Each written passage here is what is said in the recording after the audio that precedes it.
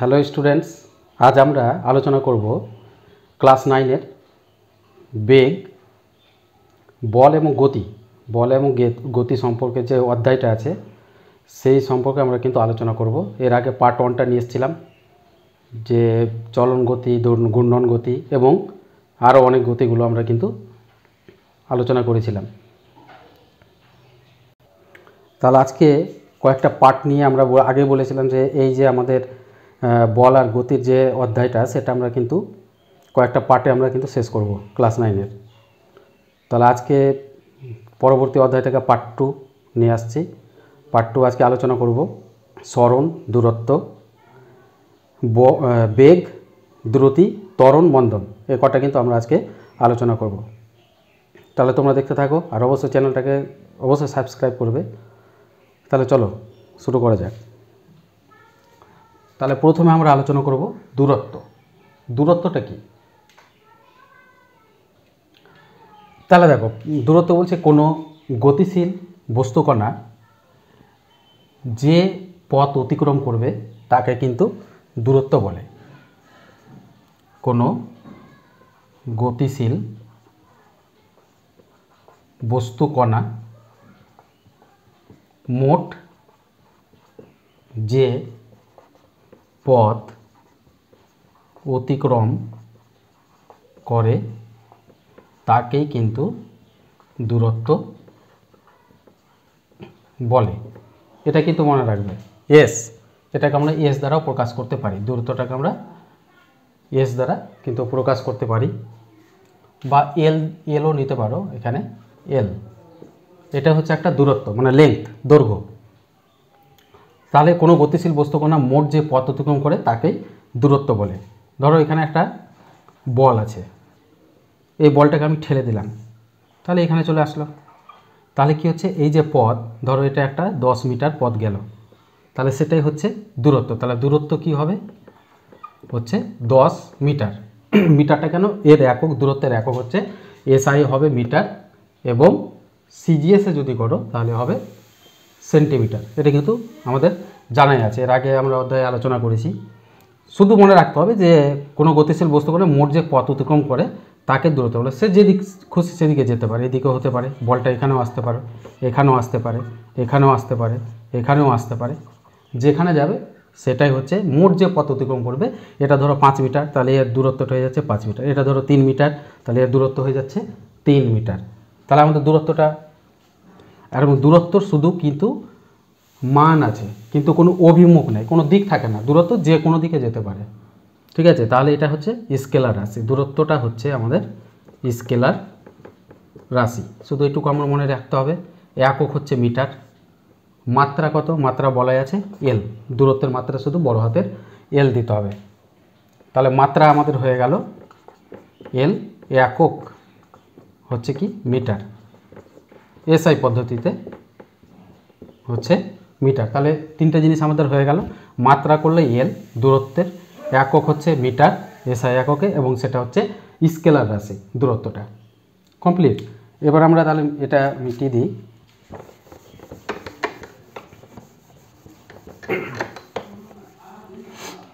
এবার আমরা আলোচনা করব সরণ। সরণ জিনিসটা কি? দেখো, সরণ বলছে একটা দিক থাকবে, দূরত্বই একই, এর একক হচ্ছে মিটার, সেম এসআই পদ্ধতিতে হচ্ছে মিটার, দূরত্বের একক হচ্ছে মিটার, এবং এটা হবে ভেক্টর রাশি, ভেক্টর রাশি, এবং এর মাত্রা কি হবে, এলই হবে, কিন্তু উপরে একটা দাগ দিলে এটা হচ্ছে ভেক্টর রাশি দেখায়।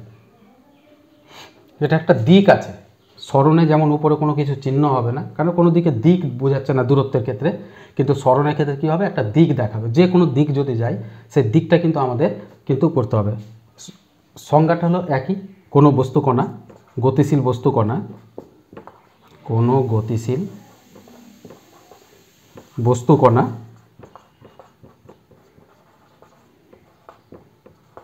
সময়ের সাপেক্ষে, মানে কিছুটা তো সময় লাগবে, যেতে গেলে কিছুটা সময় লাগবে, ওই জন্য সময়ের সাপেক্ষে কোনো নির্দিষ্ট দিকে নির্দিষ্ট দিকে যে পথ অতিক্রম করে তাকেই সরণ বলে। এটা কিন্তু আমাদের মনে রাখতে হবে। কোনো গতিশীল বস্তুকণা সময়ের সাপেক্ষে কোনো নির্দিষ্ট দিকটা উল্লেখ করতে গেলে কিন্তু সেটা সরণ, আর দিক যদি উল্লেখ না করতে পারে সেটা হচ্ছে দূরত্ব। তাহলে দিক হবে, তার জন্য এটা মান এবং অভিমুখ দুটোই থাকবে, সেজন্য এটাকে বলা হয় ভেক্টর রাশি। এটার হবে মাত্রা এল, একক হচ্ছে মিটার, এসআই এককে, সবটা দুটোই কিন্তু একই সেম। এবার আমরা আলোচনা করব যে সরণের পরিমাপটা কিভাবে করতে হয়। সরণকে যে পরিমাপ করব সেটা কিভাবে। দেখো এখানে একটা যদি বস্তুকণা থাকে, বস্তুকণাটা এখান থেকে এসে আবার এখানে চলে আসলো, ঠিক আছে। দেখতে পাচ্ছ যে বস্তুকণাটা এখানে ছিল, এখান থেকে আমি এদিকে আসলো, এদিকে এসে আবার কিন্তু নিচে নেমেছে, এইখানে বস্তুটা এসে স্থির হলো। তাহলে এই যে এইখান থেকে আমি সরণটা কত পাবো?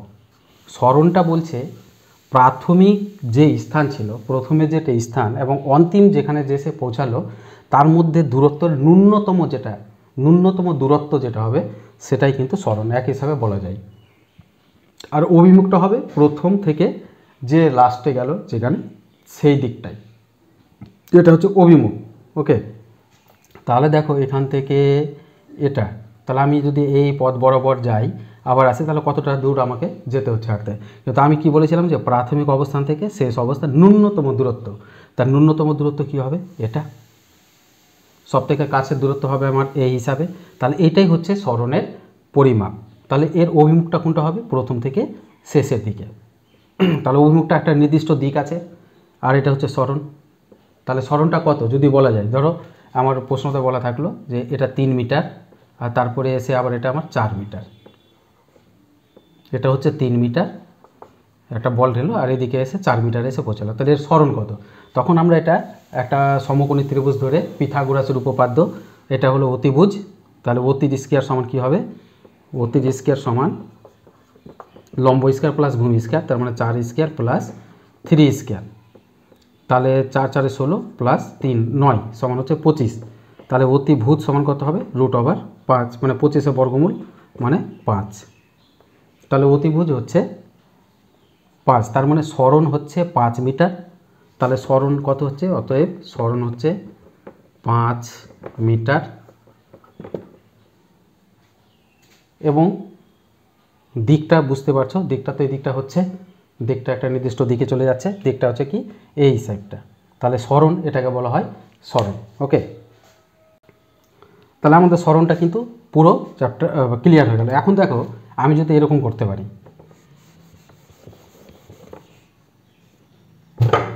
দেখো এখান থেকে বলটা এখানে আসলো, তাহলে সরণ কত হবে? তাহলে সরণ হচ্ছে কিন্তু 3 মিটার, কারণ আর অভিমুখটা হচ্ছে এটা। সরণ এখানে যদি চলে আসে বলটা, তাহলে সরণটা হবে এটা, কিন্তু বুঝবে, ঠিক আছে। সরণটা হচ্ছে এটা, এইটা যেটা একটু আগে বের করলাম। এবার দেখো যদি বলটা এসে আবার এখানে আসে, তাহলে কী হবে? সরণ কোনটা হবে? তাহলে সরণ হবে এটা, এখান থেকে এটা ন্যূনতম দূরত্ব যেটা হচ্ছে, এর মানটা আমাকে বের করতে হবে, তাহলে সেটা হচ্ছে সরণ। এবার দেখা গেল বলটা এখানে আসলো, এখান থেকে এসে আবার এখানে এসে আবার এখানে এসে গেল, তাহলে সরণের পরিমাপটা কি হবে? সরণের পরিমাপটা হয়ে যাবে 0, কারণ প্রাথমিক আর অন্তিম যেটা আসলো লাস্টে কিন্তু কোনো পরিমাপ পাওয়া যাচ্ছে না, কারণ একই বিন্দুতে এসে মিলিত হয়ে গেছে, তার জন্য সেটা হয়ে যাচ্ছে 0। তাহলে সরণের পরিমাপ 0। তাহলে যদি বৃত্তাকার পথে, ধরো এখান থেকে একটা মানুষ ঘুরছে, একটা এসে আবার এখানে আসলো, তাহলে বৃত্ত পথে কোনো জিনিসের গতিশীল বস্তুকণার সরণ কিন্তু হয়ে যাবে 0। তাহলে এগুলো কিন্তু আমাদের মনে রাখতে হবে, সরণ জিনিসটা কিন্তু খুব ভালোভাবে আমাদের বুঝে নিতে হবে। তাহলে সরণ হয়ে গেল কমপ্লিট। এবার চলে আসবো আমরা দ্রুতি। দ্রুতি কাকে বলে? দেখো দ্রুতি হচ্ছে সময়ের সাপেক্ষে যে দূরত্ব, সময় দূরত্ব বাই সময়, একটা কথা বলতে গেলে আমাদের হচ্ছে দূরত্ব বাই সময়, এটা হচ্ছে দ্রুতি। দ্রুতিকে বলা হয় স্পিড, মনে রাখবে। দ্রুতি হচ্ছে স্পিড, এর কিন্তু কোনো অভিমুখ নেই, কোনো দিকে যাবে না, কোনো একটা নির্দিষ্ট দিক যদি বলে না, শুধু এর মান আছে। যেমন বলে দিল যে একটি ছেলে, একটা ধরো মানুষ, আমি শুধু এরভাবে আঁকলাম, একটা মানুষ এখান থেকে দৌড়াতে লাগলো, দৌড়াতে দৌড়াতে এখানে এসে থেমে গেল। ঠিক আছে, তো কত দৌড়াচ্ছিল মানে একটা সময়ের সাপেক্ষে তো দৌড়াচ্ছে কত স্পিডে, আমি ধরলাম 15 কিমি পার ঘন্টা, এত বেগে দৌড়াচ্ছে, মানে 1 ঘন্টায় 15 কিমি যেতে পারে ও। তাহলে এটা কি হবে, এর দ্রুতির মান কি তো হচ্ছে 15 কিমি পার আওয়ার। ওকে, এর দ্রুতিটা হচ্ছে কত, তাহলে দ্রুতিটা হচ্ছে 15 কিমি পার আওয়ার। এর শুধু মান আছে, কোনো দিক বলবে না, মানে দিক কোনো নেই, এ যেদিক খুশি সেদিকে যেতে পারে, সেটা দ্রুতি। শুধু মানটা আমার জানলেই এটা হয়ে যাচ্ছে দ্রুতি। স্পিডটা বলছে শুধু, কোনো দিকে যাওয়ার কথা বলছে না, কোনো অভিমুখ নেই, দ্রুতির কোনো অভিমুখ নাই, তার জন্য দ্রুতি কী হচ্ছে, এটা একটা হচ্ছে স্কেলার রাশি। দ্রুতি হচ্ছে স্কেলার রাশি। এর একক কী হবে, metre per second, SI, metre per second একক। মাত্রা কি হবে, মাত্রা তো আমরা জানি L(T⁻⁻1), মানে টি হলো সেকেন্ডের। মাত্রাগুলো না বুঝতে পারলে এর আগে ভিডিওগুলো আছে, তোমরা কিন্তু দেখে নিয়ে কনসেপ্টটা ক্লিয়ার করতে পারবে। L(T⁻⁻1), তাহলে এটা হয়ে যাচ্ছে মাত্রা। এটা কি হবে, স্কেলার রাশি, মিটার পার সেকেন্ড একক, মাত্রা হচ্ছে L(T⁻⁻1), দ্রুতি। তাহলে কাকে বলছে দ্রুতি, কোনো গতিশীল বস্তুকণা, কোনো বস্তুকণা যদি সময়ের সাপেক্ষে যে দূরত্ব অতিক্রম করে, বা দূরত্বের হারকেই, সময়ের সাপেক্ষে দূরত্বের যে একটা হার আছে বা হারকে, এটাকে আমরা দ্রুতি বলা হয়। সময়ের সাপেক্ষে যে দূরত্ব অতিক্রম করে সেটাই আমাদের দ্রুতি বলা হয়। দূরত্ব, সময়ের সাপেক্ষে দূরত্ব যে অতিক্রম করে তাকে দ্রুতি বলে। এর কিন্তু কোনো অভিমুখ নেই, শুধু মান আছে, এটা মনে রেখে দিতে হবে। এখন এর মধ্যে অনেক প্রশ্ন আছে, সমদ্রুতি কাকে বলে, অসমদ্রুতি কাকে বলে, এই জিনিসগুলো আমাদের শুধু একটু বলে দিচ্ছি। সমদ্রুতি কাকে বলে, সমদ্রুতি হচ্ছে যদি সমান সময়ের ব্যবধানে সমান দূরত্ব অতিক্রম করে তাহলে হচ্ছে সমদ্রুতি। আর যদি সমান সময়ের ব্যবধানে সমান দূরত্ব অতিক্রম যদি না করে তাহলে হচ্ছে অসমদ্রুতি। ধরো 3 সেকেন্ডে 15 কিলোমিটার গেল, তারপরে 3 সেকেন্ডে আবার ও কিন্তু 16 কিলোমিটার চলে গেল, তারপরে 3 সেকেন্ডে 19 কিলোমিটার চলে গেল, সেটা কিন্তু অসমদ্রুতি, মানে সমান সময়ের ব্যবধানে সমান দূরত্ব কিন্তু অতিক্রম করছে না। আর কেউ আবার যদি দেখি যে 3 সেকেন্ডে 15 কিলোমিটার, আবার 3 সেকেন্ডে 15 কিলোমিটার, 3 সেকেন্ডে 15, এভাবে চলে যাচ্ছে, তাহলে সমান সময়ের ব্যবধানে সমান দূরত্ব কিন্তু অতিক্রম করছে, তাহলে সেটা হচ্ছে সমদ্রুতি। Concept clear? পরে চলে আসছি বেগ।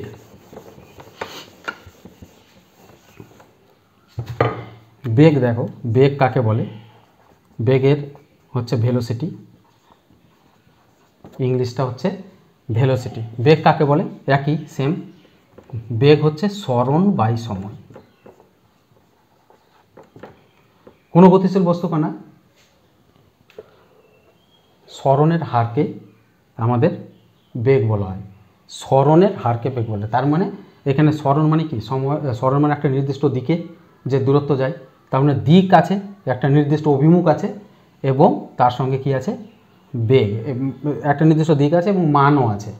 তাহলে একটা নির্দিষ্ট যদি কারো দিক থাকে এবং মান থাকে তাহলে সেটাকে আমরা কিন্তু বেগ বলা হয়। তাহলে এর একক কী হবে, একক সেম হবে, মিটার পার সেকেন্ড।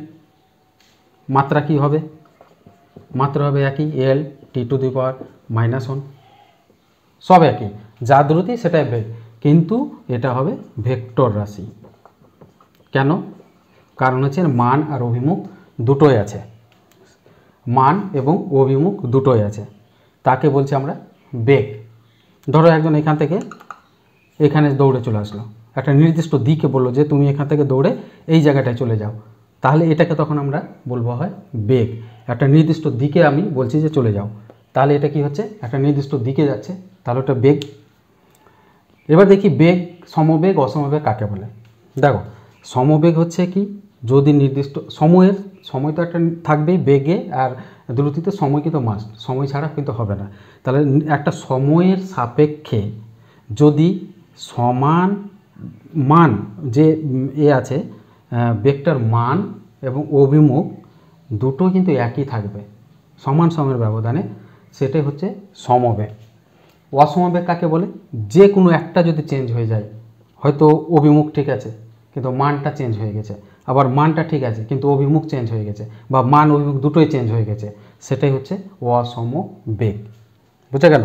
একটা উদাহরণ করি। সমবেগ দেখো, এখানে একটা লোক আছে, দৌড়ে চলে গেল এখানে, সেম স্পিডে, মানটা কিন্তু সেম স্পিডে গেল, মানে কি 5 কিমি পার আওয়ার বেগে ও দৌড়ে দৌড়ে একই দৌড়ে বেগে চলে গেল, সরল রেখা বরাবর কিন্তু চলে গেল। তাহলে কি যে অভিমুখটা কিন্তু কোনো পরিবর্তন হচ্ছে না, হচ্ছে কি এক দিকেই চলে গেল, এবং মানটাও কিন্তু পরিবর্তন হচ্ছে না। তাহলে মান অভিমুখ দুটো কিন্তু সরলরেখা বরাবর কোনো পরিবর্তন হচ্ছে না, তাহলে এটা হয়ে যাচ্ছে আমাদের সমবেগ। বোঝা গেল? অসমবেগ কাকে বলে?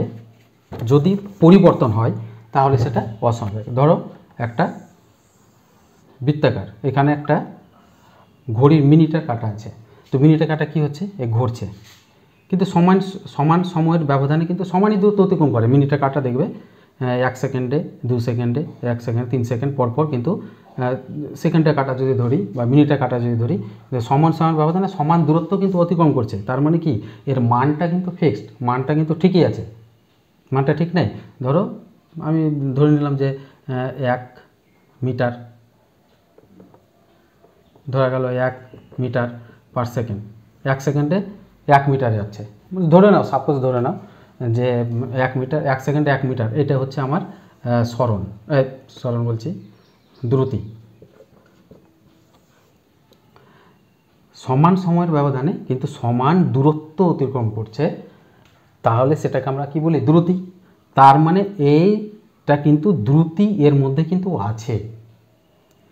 কিন্তু এখানে দেখো বেগ কিন্তু অসম বেগ হয়, এখানে কিন্তু কি বেগ হয়, অসম। কারণ এই যখন কাঁটাটা ঘুরবে, কাঁটাটা ঘুরতে ঘুরতে দেখো প্রতি মুহূর্তে কিন্তু এর অভিমুখটা চেঞ্জ হচ্ছে, বৃত্তাকার পথে প্রতিবার চেঞ্জ হয়ে যাচ্ছে। কোনো সরলরেখা নেই যে এক মুখে চলে গেল, এক মুখে যাচ্ছে না, এ কী হচ্ছে, প্রতিটা ক্ষেত্রে কিন্তু এর দ্রুতিটা কিন্তু চেঞ্জ হয়ে যাচ্ছে। দ্রুতি চেঞ্জ মানে বেগের পরিবর্তন হচ্ছে। দ্রুতি চেঞ্জ মানে তোমার অভিমুখ চেঞ্জ মানে বেগ। আমি আগে বলেছিলাম যে অভিমুখ থাকবে, তাহলে এটার অভিমুখ আছে, তাহলে অভিমুখটা কী হচ্ছে, প্রতি ক্ষেত্রে চেঞ্জ। দেখো এখানে আসছে যখন নিচের দিক থেকে আসছে, আবার নিচে থেকে উপরে চলে যাচ্ছে, তাহলে প্রতি ক্ষেত্রে কিন্তু অভিমুখটা চেঞ্জ হচ্ছে। একটা যে কোনো চেঞ্জ হলে মান কিন্তু ঠিক থাকছে, মানটা 1 মিটার পার সেকেন্ড, কিন্তু অভিমুখটা চেঞ্জ হচ্ছে বলে এটা কী হচ্ছে, অসম বেগ। বোঝা গেল? এবারে দেখো এখানে এর কিন্তু দ্রুতিটা সমান, কিন্তু বেগ আবার সমান নেই। তাহলে এটা একটা প্রশ্ন থাকতে, এমন একটা উদাহরণ দেয় যার সমদ্রুতি কিন্তু বেগ সমান নাও হতে পারে, সমবেগ হবে না, তাহলে সেটা ক্ষেত্রে কি, সেটা বলবে বৃত্তাকার পথে ঘূর্ণরত কোনো বস্তু বা কোনো মানুষ যদি বৃত্তাকার পথে ঘুরে, তার কিন্তু সমান যদি দ্রুতি নিয়ে ঘোরে, দ্রুতি মানে স্পিডটা যদি সমান থাকে, ধরো 1 মিটার পার সেকেন্ড বেগে ঘুরছে, দৌড়াচ্ছে, তাহলে কী করছে, এর মানটা কিন্তু ঠিক থাকছে, তার মানে দ্রুতিটা সমান থাকছে, কিন্তু বারবার অভিমুখটা চেঞ্জ হয়ে যাচ্ছে, তাহলে সেটা হচ্ছে সমবেগ হচ্ছে না। তার মানে কি, সমদ্রুতি থাকলেও কিন্তু সমবেগ হতে পারে না, এমন একটা উদাহরণ দাও, তখন ক্ষেত্রে কিন্তু বৃত্তাকার পথটা আমাদের ইউজ করতে হবে। ওকে, পরে চলে আসছি আমরা ত্বরণ। ত্বরণ কাকে বলে? সোজা কথায় একটা, যে সময়ের সাপেক্ষে বেগ বৃদ্ধির হারকেই ত্বরণ বলে।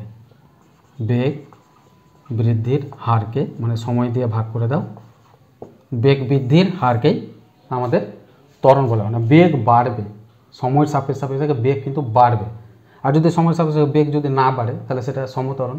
বেগ যদি একই থাকে, সমান থাকে, সময়ের সাপেক্ষে বেগটা সমান, তাহলে সমত্বরণ। আর যদি সময়ের সাপেক্ষে বেগটা কী হচ্ছে, বাড়তে পারে বা কমতে পারে, সেটা হচ্ছে অসমত্বরণ। মনে রাখবে। তো ত্বরণ দু প্রকার হতে পারে, একটা সমত্বরণ আবার অসমত্বরণ। বেগ যদি সেম স্থায়ী থাকে, সময়ের সাপেক্ষে বেগ বৃদ্ধি বাড়ছে না, তাহলে সেটা সমত্বরণ। আর যদি সময়ের সাপেক্ষে বেগ হ্রাস হচ্ছে বা কমছে বা তাহলে অসমত্বরণ। এটা কিন্তু বেগ সময়ের সাপেক্ষে বেগ কিন্তু বেড়ে যাচ্ছে, তাহলে এটা হচ্ছে অসমত্বরণ। বেগ যদি বৃদ্ধির পরিমাণ, বেগ বৃদ্ধিকে সময় দিয়ে ভাগ করলে হচ্ছে ত্বরণ। তাহলে এটা হচ্ছে ত্বরণ কাকে বলে জেনে নিলাম, বেগ বৃদ্ধির হারকেই আমরা ত্বরণ বলে। তাহলে এটা কি হবে, ত্বরণটা একটা হলো ভেক্টর রাশি, যেহেতু বেগ মানে মান অভিমুখ দুটোই আছে, তাহলে সেটা হচ্ছে ভেক্টর রাশি। এর একক কি লিখব, দেখো বেগ মানে কি মিটার পার সেকেন্ড, আর আরেকটা সেকেন্ড এর সঙ্গে অ্যাড করে দিলাম, তাহলে মিটার পার সেকেন্ড স্কোয়ার। এর একক হয়ে যাচ্ছে মিটার পার সেকেন্ড স্কোয়ার। আর মাত্রাটা কি হবে, আমরা সব কিছু করে দিলাম এখানে, তাহলে মাত্রা হবে এল আর টি টু দি পাওয়ার -2। এটা হচ্ছে ত্বরণের মাত্রা, ভেক্টর রাশি, একক এবং মাত্রা। তাহলে প্রশ্ন অনেক সময় থাকে যে ত্বরণের উল্লেখ করার সময়, কোনো ত্বরণ উল্লেখ করার সময় কথাটা দুবার কেন ব্যবহৃত হয়, বা সেকেন্ড কথাটা দুবার কেন আসে। তাহলে এখানে দেখো ত্বরণ সময় বেগ বৃদ্ধি পায় সময়, তাহলে বেগ বাড়ার কারণে বেগ বাই সময় লিখতে পারি, তাহলে বেগ বাই সময়, ত্বরণ মানে বেগ বাই সময়। তাহলে বেগ মানে কি, বেগ মানে আবার বলছে একটা দূরত্ব ধরতে পারি, কিন্তু একটা নির্দিষ্ট দিকটা আমি বাদ দিলাম, শুধু দূরত্ব বাই সময়, আর এর সঙ্গে একটা সময় তো ছিলই, তাহলে সময় লিখে দিলাম। তাহলে সমান কী হচ্ছে, দূরত্ব বাই সময়ের স্কোয়ার। তো দূরত্বের একক মিটার আর সময়ের একক হচ্ছে সেকেন্ড স্কোয়ার। তাহলে দুটো সেকেন্ড আসছে এখানে, কারণ হচ্ছে একবার বেগের পরিবর্তন বোঝানোর জন্য একবার বোঝানো হয়, আর একবার সময়ের জন্য কিন্তু একটা সেকেন্ড কথাটা আসে। এমনি একটা সময়ের জন্য সেকেন্ড কথাটা তো আসছেই, আর একবার বেগের বৃদ্ধির পরিমাণ বা বেগকে বোঝানোর জন্য কিন্তু আর একটা সময় কথাটা আসছে। তাহলে দুটো সময় আসছে, এই জন্য ত্বরণের সময় কিন্তু দুটো সেকেন্ড স্কোয়ার কথা কিন্তু আমাদের মাথায় বিবেচনা করতে হয়। বুঝে গেল?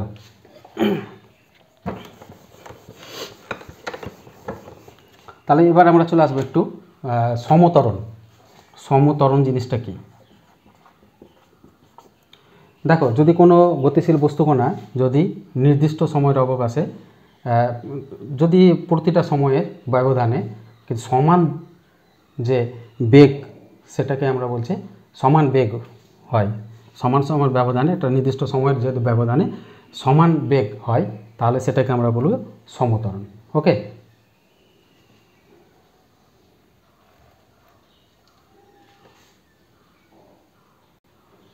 তাহলে সমান সময়ের ব্যবধানে সমান যদি বেগ বৃদ্ধি পায়, সমান সময়ের ব্যবধানে সম পরিমাণ বেগ বৃদ্ধি পায়, তাকে আমরা সমত্বরণ বলে। কেমন, ধরো উপর থেকে একটা জিনিস আমরা ছেড়ে দিলাম, একটা বস্তু বা গোল একটা বল আমি ছেড়ে দিলাম, তাহলে কি হবে, সেটা হবে কি সম পরিমাণ কিন্তু বেগটা বাড়ছে, সমান সময়ের ব্যবধানে। ধরো এটা আসতে আমার 5 সেকেন্ড লাগলো, এখান থেকে বলটা আসতে এখানে সময় লাগলো, তাহলে প্রতিটা ধরি আমি যদি 1 সেকেন্ড করে ধরি, তাহলে সমান সময়ের ব্যবধানে কিন্তু সমান, যেহেতু অভিকর্ষ ত্বরণটা আছে নিচে টানছে, তাহলে সমান কিন্তু আসবে, একটার উপরে কিন্তু সমানভাবে এর উপরে একটা ক্রিয়া করছে না, কারণ অভিকর্ষ টানের ফলে কিন্তু বলটা নিচে পড়ছে, তাহলে সমান সময়ের ব্যবধানে কিন্তু সমান বেগ বাড়ছে, তাহলে সেটা হচ্ছে সমত্বরণ। অসমত্বরণ কি বলছে, যদি সমান সময়ের ব্যবধানে যদি সমান বেগ না হয়, তাহলে সেটা হচ্ছে অসমত্বরণ। সমান সময়ের ব্যবধানে যদি সমান পরিমাণ বেগ বৃদ্ধি না হয়, তাহলে হচ্ছে অসমত্বরণ। যেমন ধরো এখানে একটা আমি সুতো দিয়ে একটা বলকে ঝুলিয়ে নিলাম, এখানে একটা সুতো আছে, সুতো থেকে বলটাকে ঝুলিয়ে নিলাম, বলটাকে ছেড়ে এখানে নিয়ে এসে আবার ছেড়ে দিলাম, তাহলে কী হবে, এখানে আসবে। তাহলে এইভাবে একটা পেন্ডুলামের দোলক বলা হয় এটাকে, পেন্ডুলাম। তাহলে কি হচ্ছে, সমান সময়ের ব্যবধানে কিন্তু সমান বেগ হচ্ছে না, বেগ কমা বাড়া হচ্ছে। কেমন, যেমন এই মুহূর্তে যখন এখানে আসে তখন বেগটা কিন্তু সর্বাধিক হয়ে যাচ্ছে, মানে মধ্য অবস্থান অতিক্রম করার কালীন এর বেগটা কিন্তু এখানে সর্বোচ্চ পরিমাণ হচ্ছে, এবং যখন এখানে চলে আসছে তখন বেগটা কী হয়ে যাচ্ছে, 0 হয়ে যাচ্ছে। তাহলে সময়টাতে একই, ধরো এটা 3 সেকেন্ডে যাচ্ছে আসছে, 4 সেকেন্ডে যাচ্ছে, তো সমান সময়ের ব্যবধানে সমান দূরত্ব অতিক্রম করছে, কিন্তু বেগটা কিন্তু সমান হচ্ছে না, কোথাও কম, কোথাও বাড়ছে, কোথাও আবার শূন্য হচ্ছে। তাহলে কি হচ্ছে, এটাকে বলছে পেন্ডুলামের একটা দোলনের যদি বলা হয় উদাহরণ, তাহলে বলতে হবে পেন্ডুলাম দোলন যখন এই যে মধ্যকালীন অবস্থাটা অতিক্রম করার মুহূর্তে অতিক্রম করবে না, তার আগে কিন্তু এখানে বেগটা হচ্ছে সর্বোচ্চ হচ্ছে, তাহলে কি হচ্ছে, এখানে অসমত্বরণ হচ্ছে। বোঝা গেল? এবার আমরা চলে আসবো মন্দন। মন্দন সোজা কথায় একই জিনিস, এটা যদি বেগ হ্রাস হয়, বেগ, যখনই দাঁড়াও, তাহলে হচ্ছে বেগ হ্রাস যদি হয় সময়ের সাপেক্ষে, সেটা হচ্ছে মন্দন। বেগ হ্রাস হবে মানে মাইনাস যদি থাকে, ধরো একটা -5 মিটার পার সেকেন্ড স্কোয়ার, তাহলে এটাকে বলবো মন্দন, মানে মাইনাস হচ্ছে, কমছে। বেগ যদি কমতে থাকে, একই রকম সমান সমান ব্যবধানে সমান পরিমাণ বেগ যদি কমে, তাহলে সেটাকে সমমন্দন। আর অসমমন্দন যদি বেগটা কমা বাড়া করে, তাহলে হচ্ছে অসমমন্দন। তাহলে মন্দন, ত্বরণ, আমাদের সব কিছু মন্দনের একক একই, same, metre per second square একক। এটাও একটা ভেক্টর রাশি, যেহেতু দিক আছে। আর মাত্রা আবার LT⁻², এটা হচ্ছে মাত্রা, সেম। ত্বরণ আর মন্দন একই, মন্দন কমবে, কমতে থাকবে। যেমন কেমন, ধরো একটা গাড়ি এসে এখানে থামবে স্টেশনে এসে, তাহলে কি হচ্ছে, যখন স্পিডে চলছে, এখান থেকে স্পিড শুরু, কিন্তু আস্তে আস্তে কী হবে, ব্রেক করতে থাকবে, কারণ এখানে থামবে। তাহলে এখানে থামবে, তাহলে এই যে বেগ হ্রাসের পরিমাণ, এই যে বেগ হ্রাস হচ্ছে, সেটাই হচ্ছে মন্দন।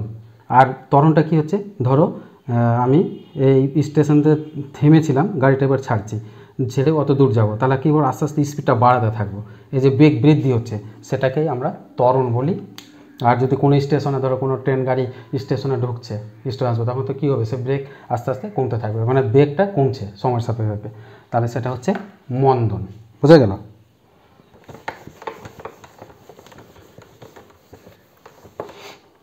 এবার আমরা আলোচনা করে নেব একটু, যে একটা তো আগে বললাম যে সমদ্রুতি থাকবে কিন্তু সমবেগ নাও হতে পারে, সেটা হচ্ছে গোল পথে যদি কেউ ঘুরে, তাহলে সমদ্রুতি থাকবে কিন্তু সমবেগ নাও হতে পারে।